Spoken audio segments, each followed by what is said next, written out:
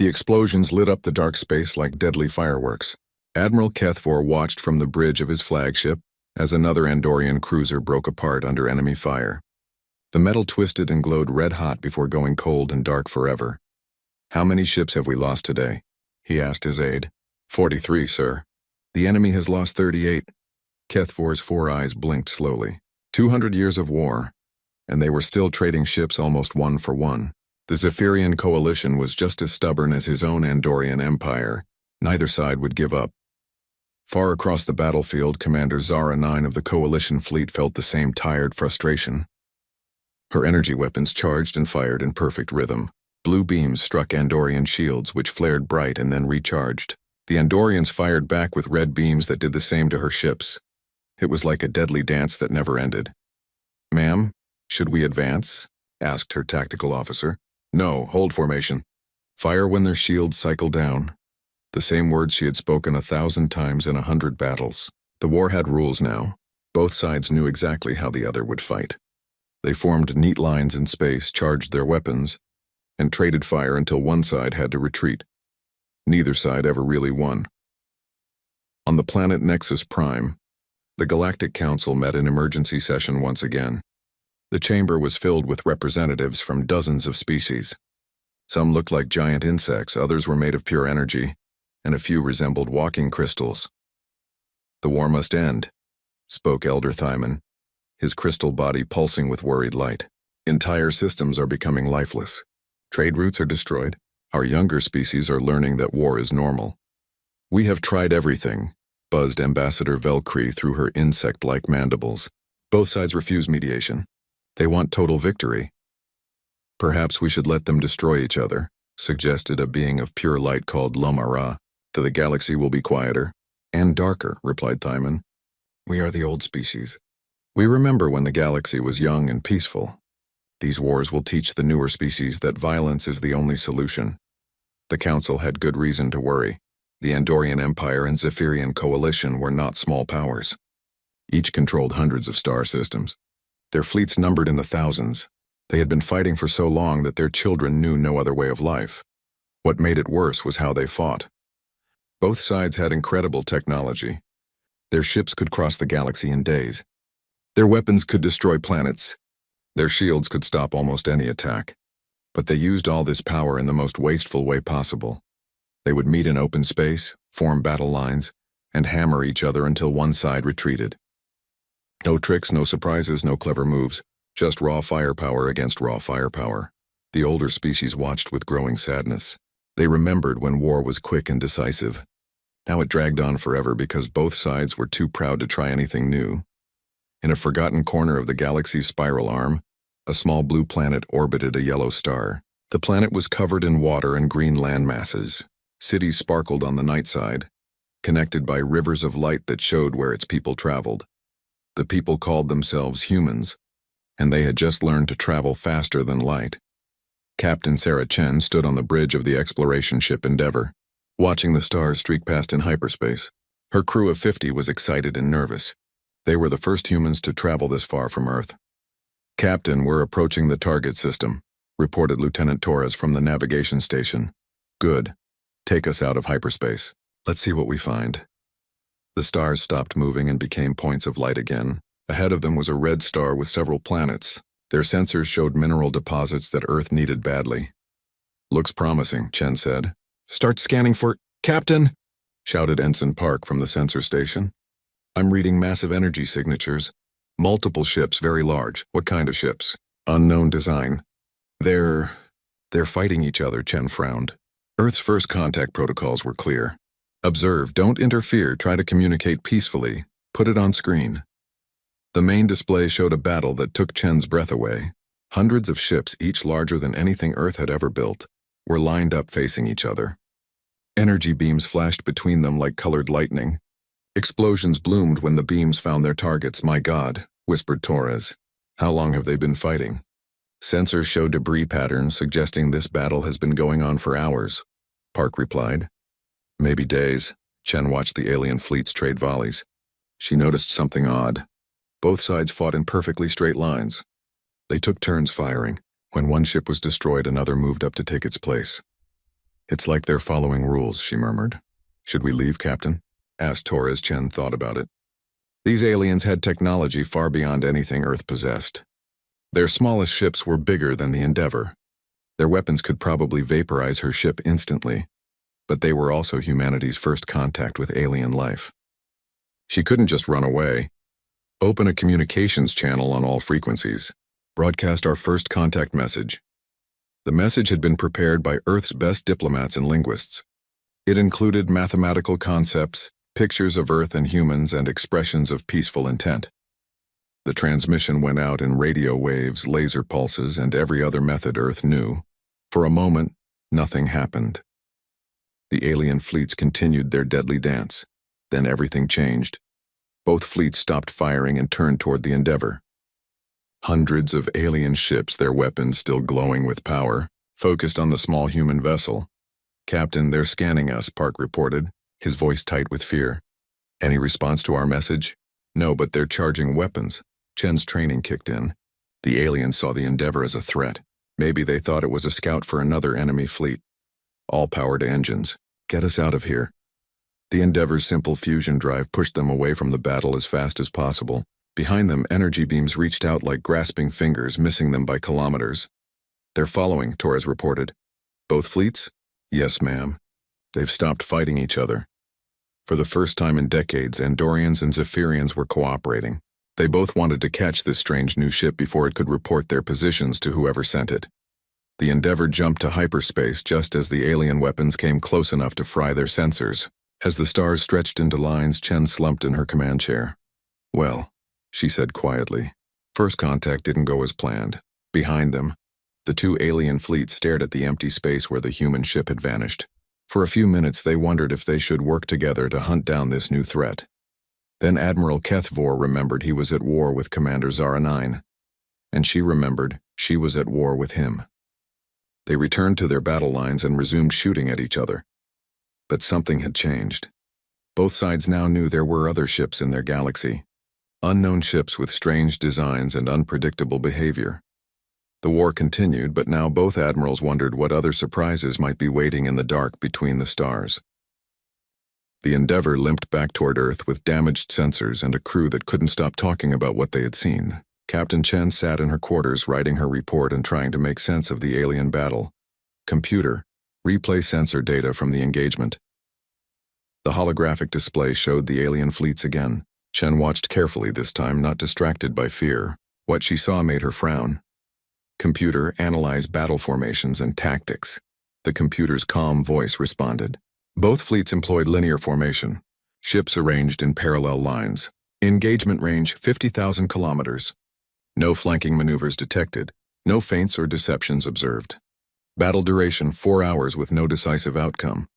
Chen shook her head. She had studied military history at the academy. This wasn't how you won wars, but a computer compared to human naval battles. Similar formations. Closest match, European naval battles, 1700 to 1800 CE. Ships of the line, broadside engagements. However, human admirals frequently attempted flanking, cutting the line, and weather gauge advantages. And these aliens didn't try any of that? Negative. Both fleets maintained rigid formations throughout the engagement. 3 weeks later, the Endeavor docked at Luna Station above Earth's moon. Within hours, Captain Chen found herself in a secure briefing room in Geneva, facing the highest levels of Earth's government and military. Admiral Marcus Rodriguez, head of Earth Defense Command, leaned forward as Chen finished her presentation. You're telling us these aliens have faster-than-light travel, energy weapons, and shields, but they fight like it's the 18th century? That's exactly what I'm saying, sir. They had every advantage, but they used none of it cleverly. General Liu Wei, Earth's top military strategist, pulled up the tactical analysis on his tablet. Their ships can maneuver in 3 dimensions, but they fought in flat formations? Yes, sir. Like old sailing ships that could only fire from their sides. But these are spaceships, said Defense Minister Okafor. They can fire in any direction. They can, but they didn't, Chen replied. They just sat there trading shots. The room fell silent as the implications sank in. Dr. Sarah Okoye, Earth's lead xenobiologist, spoke first. Perhaps their psychology is different from ours. Maybe they prefer formal, ritualized combat. Or maybe, said Admiral Rodriguez slowly, They've forgotten how to really fight. General Liu nodded. When you have overwhelming technological superiority, you don't need to be clever. You just need to have bigger guns. But they're fighting each other, pointed out Minister Okafor. Both sides have the same technology. Exactly, said Rodriguez. So they're stuck. Neither side can win because neither side knows how to think outside the box. Chen raised her hand. Sir, there's something else. When they detected us, both fleets immediately stopped fighting and worked together to chase us down. Interesting, mused Liu. So they can cooperate when facing an outside threat. But then they went back to fighting each other the moment we escaped. Over the following months, Earth's intelligence services worked overtime to learn more about the galactic war. They sent stealth probes to observe more battles. Each probe confirmed what the Endeavor had discovered. The Andorian Empire and Zephyrian coalition were incredibly advanced, but tactically primitive. They had been fighting the same way for 2 centuries because it was the proper way to fight. In the War College, Earth's brightest military minds analyzed the alien tactics with growing amazement. Look at this. Colonel Jackson pointed to the holographic battle display. They announced their attacks ahead of time. What do you mean? Asked Commander Patel. Watch the communication intercepts. The Andorian admiral actually tells the Zephyrian commander which ships he's going to target. You're joking. I'm not. It's like they think war should be fair. Major Thompson laughed. Fair in war? That's not the strangest part, Jackson continued. When one side runs low on ammunition, the other side lets them resupply. The room erupted in disbelief. They actually paused the battle? Patel asked. For hours sometimes. Both fleets just sit there, repairing and reloading. This isn't war, Thompson said. This is some kind of elaborate game. Colonel Jackson nodded grimly. A game that's been going on for 200 years while millions die. Meanwhile, on the front lines of the galactic war, both sides were beginning to worry about the strange ship they had encountered. Admiral Kethvor studied the sensor readings for the 100th time. Small ship, primitive fusion drive, no energy weapons detected. Should we be concerned, sir? Asked his aide. I don't know. Its design doesn't match any known species. And the way it moved, sir, it didn't follow any standard tactical doctrine. When we targeted it, it immediately ran. No attempt to form up, no challenge broadcast, no honor guard. On the Zephyrian flagship, Commander Zara 9 was having similar thoughts. The ship's behavior was erratic, she told her staff. Unpredictable. Perhaps it was damaged, ma'am. No, I don't think so. I think it was afraid. A cowardly species, then. Maybe. Or maybe a smart one. As months passed, both sides sent scout ships to look for more vessels like the one they had encountered. They found nothing, but the search made them think about their own tactics. Some younger officers began asking uncomfortable questions. Admiral, said Sub-Commander Vextal to Admiral Kethvor, why don't we try attacking from different angles? Because that's not how fleet engagements are conducted. But sir, if we could hit them from 2 sides at once. Sub-Commander, we fight with honor.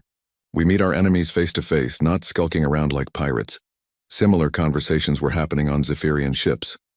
Commander, asked Lieutenant Morris 6, what if we pretended to retreat, then ambushed them?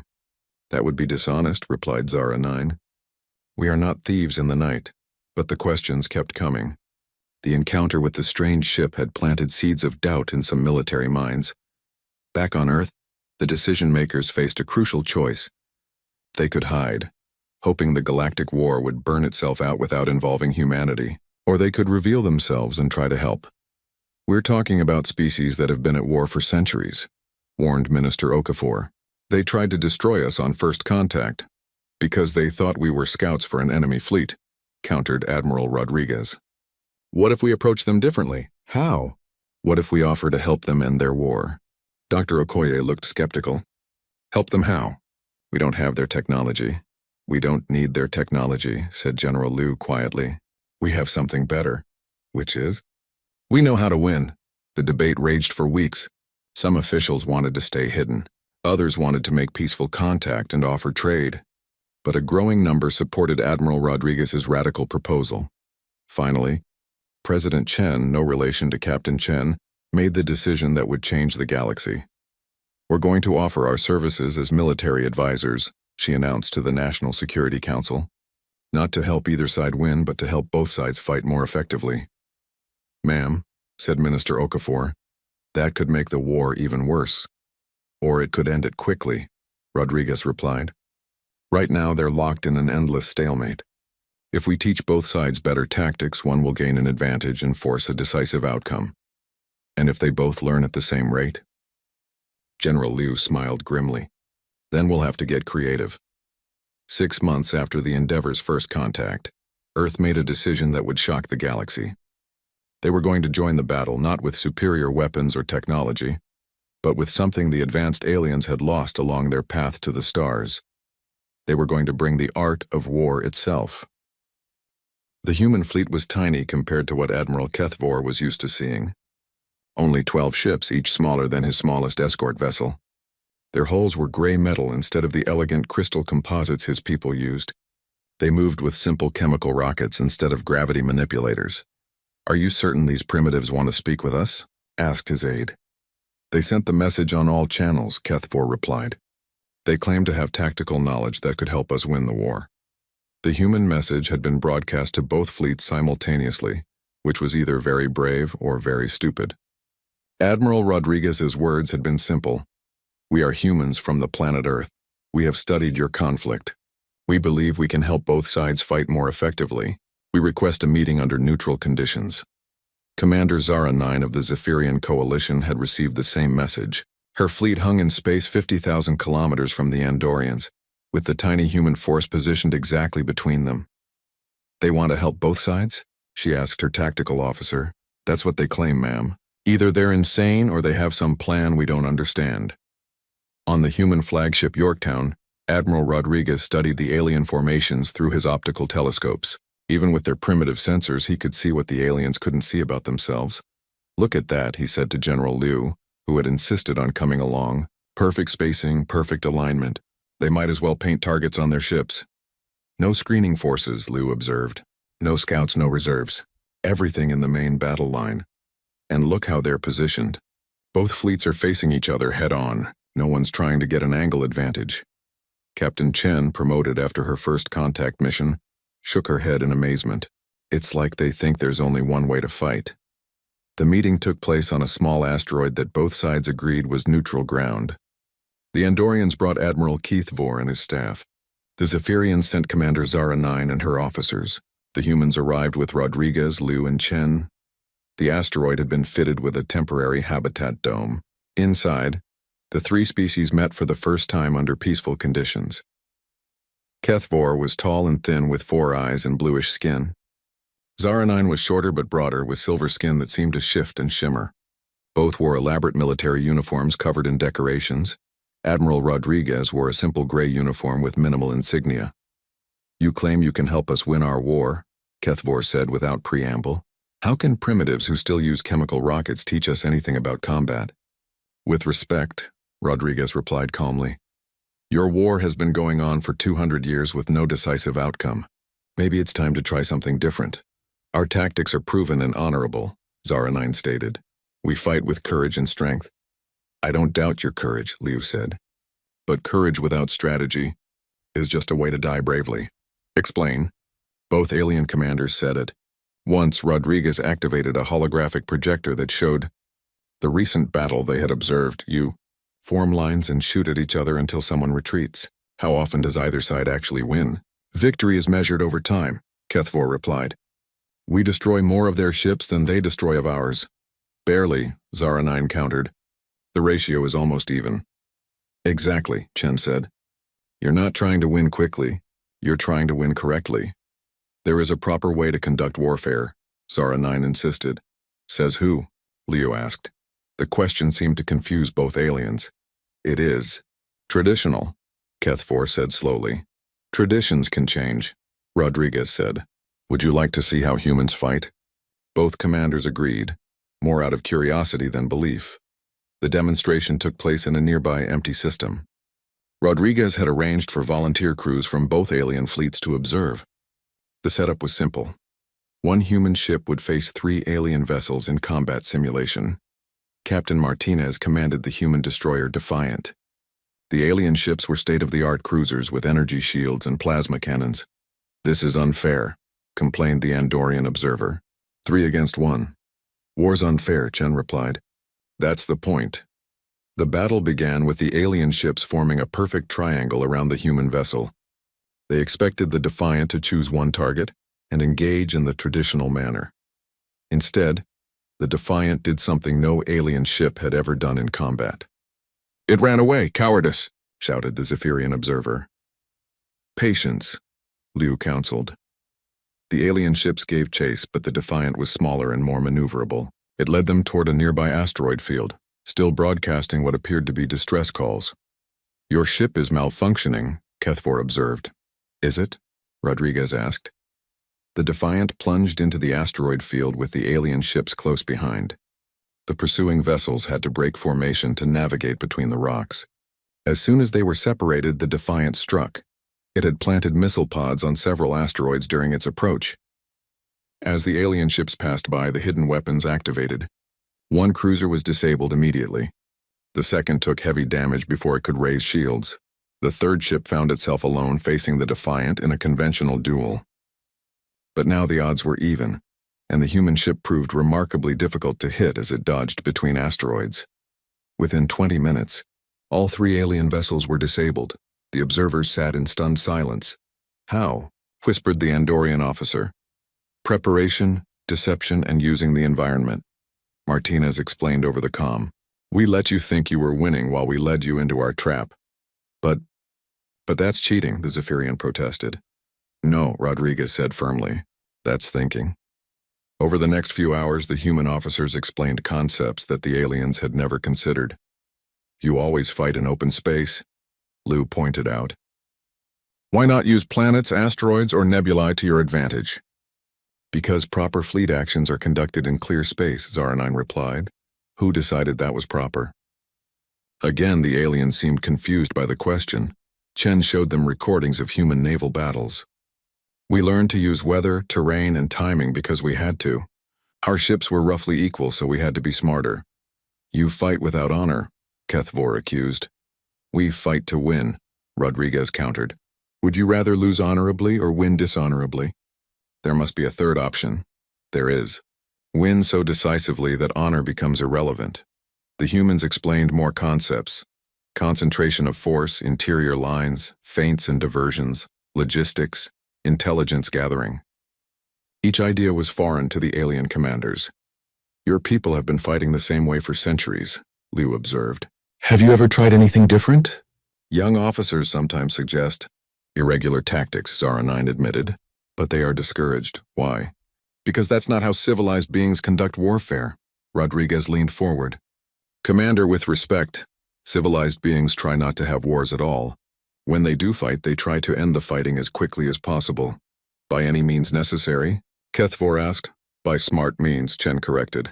You have incredible technology. Imagine what you could accomplish if you used it cleverly instead of just powerfully. The meeting lasted for days. Slowly, both alien commanders began to understand what the humans were offering. Not just new tactics, but a completely different way of thinking about conflict. You would teach both sides equally? Zaranine asked. That's the idea, Rodriguez confirmed. Better tactics will lead to quicker, more decisive battles. The war might actually end. And if one side learns faster than the other, then they'll win and the war will be over. What do you gain from this? Kethvor wondered. Rodriguez smiled. An end to a war that's been wasting lives and resources for 2 centuries. And maybe some new friends. Both commanders agreed to small trials. They would allow human advisors to work with select units and see what happened. Neither alien truly believed these primitive creatures could teach them anything useful. They were about to learn how wrong they were. The galaxy was about to discover that sometimes the student can become the teacher, and the primitive can become the advanced. Humanity was preparing to show the universe that surviving on a dangerous world had taught them something precious. They had learned that there was no such thing as cheating when your life was on the line. There was only winning and losing, and humans really hated to lose. The first test came 3 weeks later in the Kepler system. Admiral Kethvor had agreed to let a human advisor join his fleet for a small engagement. General Liu boarded the Andorian flagship with a team of tactical specialists. Across the system, Commander Zaranine made the same arrangement with Admiral Rodriguez. Both alien commanders expected their human guests to observe and learn, not to actually influence the battle. They were about to be very surprised. Liu studied the Andorian battle plan with growing disbelief. You're going to form a line and advance directly at the enemy? It is the proven method, Admiral Kethvor replied. We will close to optimal firing range and engage. What if they retreat? Then we pursue in formation. All of you? Together? Of course. We must maintain unit cohesion. Liu looked at the tactical display showing the enemy fleet's position. Admiral, what if I told you that you could destroy half their ships before they could return fire? Kethvor's 4 eyes blinked in sequence. That would be impossible. They have shields and weapons equal to ours. Equal, yes, but not well positioned. Liu highlighted several points on the display. Look at their formation. Their ships are spread out to cover a wide front, right? Standard defensive posture, but that means their flanks are weak. If you could hit them from the side with concentrated fire, we cannot attack from the side. That would mean breaking formation. What if some of your ships stayed in formation while others went around? The Andorian admiral stared at Liu as if he had suggested breathing vacuum. Split our forces? That would violate basic tactical doctrine.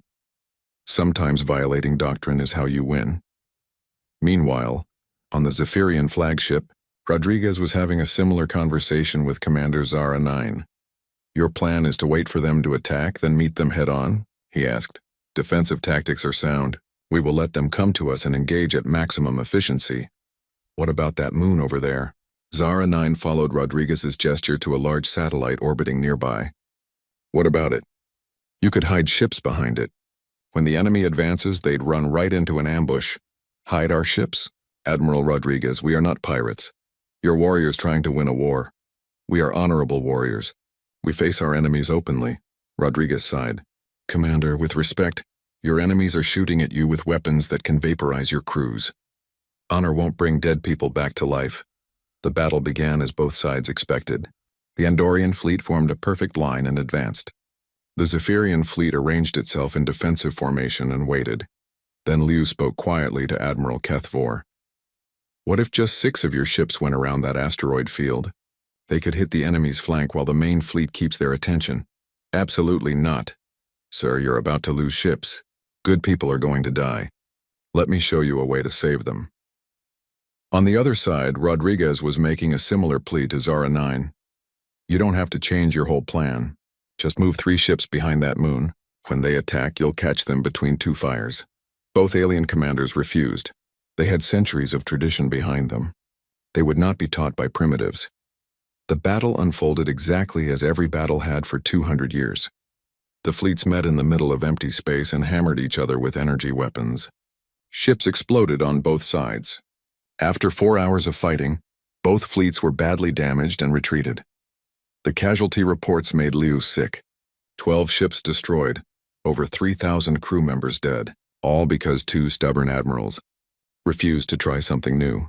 This didn't have to happen, he told Kethvor after the battle. It is the price of honor. It's the price of stupidity. Kethvor's aide moved to arrest Liu for insubordination, but the admiral stopped him. Explain. You could have won that battle with minimal losses.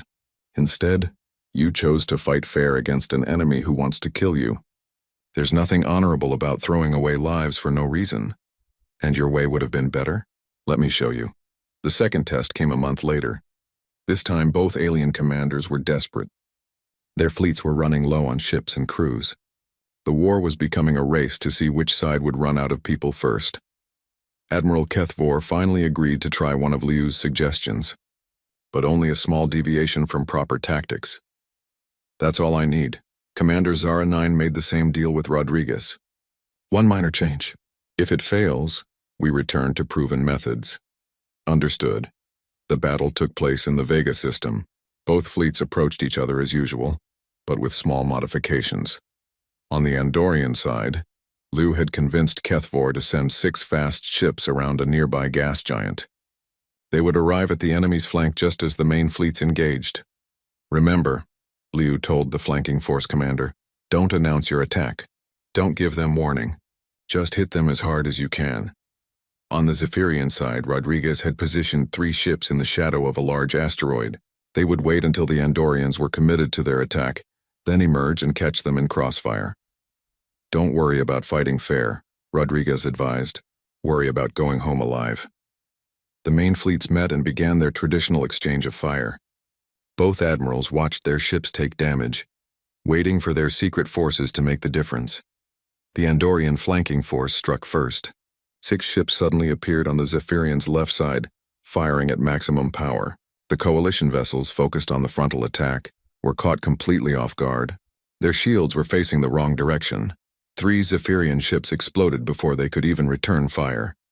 But Commander Zara 9 had her own surprise. As the Andorian fleet pressed forward thinking they had won, the hidden Zephyrian ships emerged from behind the asteroid. They hit the Andorians from behind, targeting engines and command centers. The Empire ships found themselves caught between 2 enemies with nowhere to run. The battle lasted only 90 minutes. When it was over, both sides had taken heavy damage, but something had changed. Instead of the usual stalemate, there was a clear winner. The Zephyrian coalition had lost more ships, but the Andorian fleet was too damaged to continue fighting. They had to retreat, giving the coalition control of the system. Impossible, breathed Admiral Kethfor as he reviewed the battle reports. Your flanking attack worked perfectly, Liu pointed out. You destroyed 3 enemy ships before they could react. But they had ships waiting to ambush us. How did they know? Liu smiled. They didn't know. They just thought like you did. They tried something clever. On the coalition flagship, Commander Zara 9 was having her own revelation. We won, she said in amazement. Barely, Rodriguez corrected. But yes, you won. More importantly, you won because you thought differently. The enemy tried the same tactic we did. Exactly. Which means both sides are learning. The question is, who will learn faster? News of the battle spread quickly through both fleets. Young officers who had been quietly questioning traditional tactics suddenly found their voices. Maybe the humans were right. Maybe there was a better way to fight. But the older commanders were horrified. War was supposed to be predictable. Both sides were supposed to know the rules. Now anything could happen. Admiral Kethfor called an emergency conference with his staff. The humans have corrupted our enemies with dishonorable tactics. Sir, said Sub-Commander Vextel carefully. They offered the same advice to us, which makes them traitors to both sides. Or honest advisors, Liu suggested from where he sat at the back of the room. We told you from the beginning that we would help both fleets equally. You have made war unpredictable. I've made war winnable. The question is, do you want to win or do you want to lose honorably? The argument raged for hours. Some Andorian officers wanted to dismiss the human advisors and return to traditional methods. Others pointed out that traditional methods had been failing for 2 centuries. On the Zephyrian side, similar debates were taking place. Some officers wanted to learn more from the humans. Others feared that changing their tactics would somehow make them less civilized. But while the admirals argued, the younger officers were already adapting. They had seen what was possible when you stopped fighting by rules that only helped your enemy. Captain Velcora of the Zephyrian destroyer Nightwind was one of the first to embrace human tactics completely.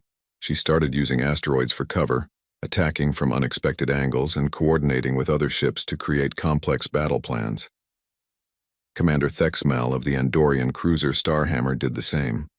He began studying human military history, learning about concepts like combined arms and force multiplication. Within weeks, both sides had officers who were experimenting with new ideas. Some failed spectacularly. Others succeeded beyond anyone's expectations. The war was changing. Battles that used to last days were being decided in hours. Stalemates were becoming victories and defeats. For the first time in centuries, one side or the other was actually winning engagements. The galaxy watched in amazement as the 2 most advanced military powers began learning warfare from primitive newcomers who still used chemical, rockets, and metal bullets. But the biggest shock was yet to come. The humans had one more lesson to teach, and it would change everything. 6 months after the first human-advised battle, the galaxy received shocking news. A joint Andorian-Zephyrian fleet was approaching the Sol system. Every ship was armed and ready for battle. On Earth, emergency meetings ran around the clock. Some officials wanted to surrender immediately. Others demanded they fight to the last ship. Admiral Rodriguez had a different idea. They're not coming to destroy us, he told the emergency council. They're coming to test us. Test us how? Demanded President Chen. They want to see if we're as good as we claim to be. Both sides have been using our tactics against each other for months. Now they want to face the source. Defense Minister Okafor looked pale. Our entire fleet is maybe 50 ships. They're bringing hundreds. Which is exactly what we expected, General Liu said calmly. We always knew this day would come. You planned for this? Rodriguez nodded. From the beginning, we knew that eventually they would want to face us directly. The question was, would they come as enemies or as students? The alien fleet stopped at the edge of the solar system and broadcast a message. Admiral Kethvor and Commander Zara 9 appeared on screens across Earth. Humans of Earth, Kethvor began. You have changed the nature of warfare in our galaxy. Some call this progress, others call it corruption. We have come to settle the matter, Zara 9 continued. Face our combined fleets in battle. Prove that your methods are superior or admit that you have been teaching lies. If you win, Kethvor added, we will listen to your counsel. If you lose, you will leave our galaxy forever. Rodriguez smiled as he prepared humanity's response. We accept your challenge, but we propose different terms. Name them. We'll face your combined fleets with just 12 ships, but when we win, both of your species will end this war permanently and work together to build something better. The alien commanders laughed. Even working together, they had over 300 ships. The humans were offering to fight at odds of 25 to 1. And if you lose? Zara 9 asked. Then humanity will leave the galaxy, and you can go back to fighting each other for another 200 years. Agreed. The battle would take place in the asteroid belt between Mars and Jupiter. Both sides would have observers to ensure fairness. The entire galaxy would be watching. On the day of the battle, Rodriguez stood on the bridge of the Yorktown, watching the massive alien fleet approach. 300 of the most advanced warships in the galaxy, commanded by officers who had been learning human tactics for months. Nervous? Asked Captain Chen. Terrified, Rodriguez admitted, but also excited. This is what we've been building toward. The human fleet consisted of 12 ships, each smaller than the smallest alien vessel. Their weapons were primitive kinetic cannons and missile launchers. Their shields were basic magnetic fields that could barely stop micrometeorites, but they had something the aliens still didn't fully understand. All ships, this is Admiral Rodriguez. Remember, we're not trying to destroy their fleet. We're trying to teach them the most important lesson of all. Which is?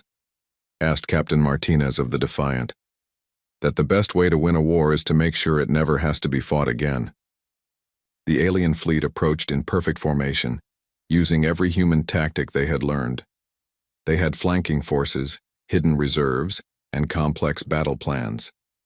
Admiral Kethvor felt confident. They taught us well. Now we will use their own methods against them. Commander Zara 9 agreed. No honor guard, no announced attacks, no fair play. We will fight as they taught us to fight. The battle began at maximum range. The alien ships opened fire with concentrated volleys, trying to overwhelm the human fleet quickly. But the human ships weren't where the aliens expected them to be. Where did they go? Demanded Kethvor. The 12 human vessels had scattered in all directions, using the asteroids for cover. They weren't fighting as a unified fleet. They were fighting as individuals, each ship following its own plan. This is chaos, Zara 9 observed. There's no coordination, no formation. She was wrong. There was coordination, but it was unlike anything the aliens had ever seen.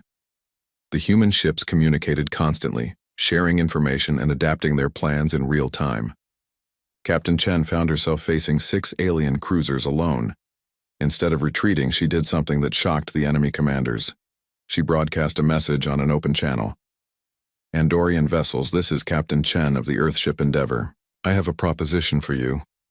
Admiral Kethvor was so surprised he almost forgot to fire. A proposition? In the middle of battle? I'm outnumbered 6 to 1. But I bet I can disable all of your ships without destroying any of them. If I succeed, your crews survive. If I fail, you get an easy victory. Why would you risk your ship to save our crews? because that's what civilized beings do. While Chen was negotiating with the Andorians, Captain Martinez was facing a similar situation with Zephyrian ships. "Commander Zara 9, I challenge your 5 best ships to single combat. One at a time, winner takes all." "That's not tactically sound," Zara 9 replied. "No, but it's fair. Isn't honor important to your people?" Across the battlefield, human captains were making individual deals with alien commanders. Some proposed duels, others offered to share tactical data in exchange for safe passage, and a few simply asked the aliens to stop shooting and talk. The alien observers were baffled. "What are they doing?" asked Elder Thyman of the Galactic Council. "They're not fighting a battle," realized Ambassador Velcree. "They're having conversations." And that's exactly what was happening. Instead of trying to destroy the alien fleet, the humans were engaging each group of ships individually, turning the battle into dozens of smaller encounters. Some they won through superior tactics. Others they won through negotiation. A few they lost deliberately to prove points about cooperation. Admiral Keth Vor found himself facing Admiral Rodriguez directly, ship to ship. "This is madness," the Andorian commander declared. "War is not supposed to be personal." "All war is personal," Rodriguez replied. "Every ship you destroy has people inside it. People with families, hopes, dreams. When you forget that, war becomes easy. And when war becomes easy, it never ends." "So what do you propose?" "I propose we stop fighting and start talking. Your people and the Zephyrians have been at war so long you've forgotten why you started. Maybe it's time to remember what you were fighting for." The turning point came when Captain Torres of the destroyer Vanguard deliberately rammed his ship into an asteroid to save a damaged Zephyrian vessel from being crushed. "Why did you do that?" the Zephyrian captain asked over the comm. "We're enemies." "Today we're enemies," Torres replied from his escape pod. "Tomorrow we might be friends. I'd rather keep that possibility open." The rescue of Torres became a joint operation. Human, Andorian, and Zephyrian ships worked together to save the crew of the Vanguard. As they did, something remarkable happened. The shooting stopped. Commander Zara 9 stared at her tactical display in amazement. All across the battlefield, ships from 3 different species were helping each other instead of fighting. "How did they do this?" she asked. Admiral Keithfor had the same question. "We came here to test their combat skills. Instead, they've made us question why we're fighting at all." Admiral Rodriguez broadcast a message to all ships. "The battle is over, not because anyone won or lost, but because we've all learned something more important than victory." "Which is?" asked both alien commanders. "That the strongest tactic of all is knowing when not to fight." The formal surrender came 3 hours later, but it wasn't what anyone expected. Instead of the aliens surrendering to humanity, all 3 species surrendered to the idea that war might not be inevitable after all. The peace treaty was signed on Luna Station, with representatives from across the galaxy watching. The Andorian, Empire, and Zephyrian coalition agreed to end their 200-year war and work together to rebuild what they had destroyed. But more importantly, they agreed to something else. Humanity would establish military academies throughout the galaxy, teaching not just tactics and strategy, but the philosophy of warfare itself. Captain Chen, now promoted to Admiral, stood before the first class of alien students at the Mars War College. "The first lesson," she told the mixed group of Andorians, Zephyrians, and dozen of other species, "is that the best general is the one who wins without fighting. The second lesson is that if you must fight, fight to end the fighting as quickly as possible." A young Andorian officer raised his hand. "But what about honor?" "There's no honor in prolonging a war," Chen replied. "There's only honor in protecting people and building something better." In the years that followed, the human approach to warfare spread throughout the galaxy. Conflicts that had lasted centuries were resolved in months. Species that had been enemies for generations learned to see each other as potential allies. The galaxy still had wars, but they were different now. Shorter, smarter, and always fought. with the goal of creating peace rather than achieving victory. Admiral Rodriguez, now in his 70s, stood on the observation deck of the new galactic defense station orbiting Earth. Through the window, he could see ships from dozens of species working together to patrol the space lanes. General Liu joined him, equally aged but still sharp. "Do you think we did the right thing?" Liu asked. "Getting involved in an alien war, teaching them to fight better?"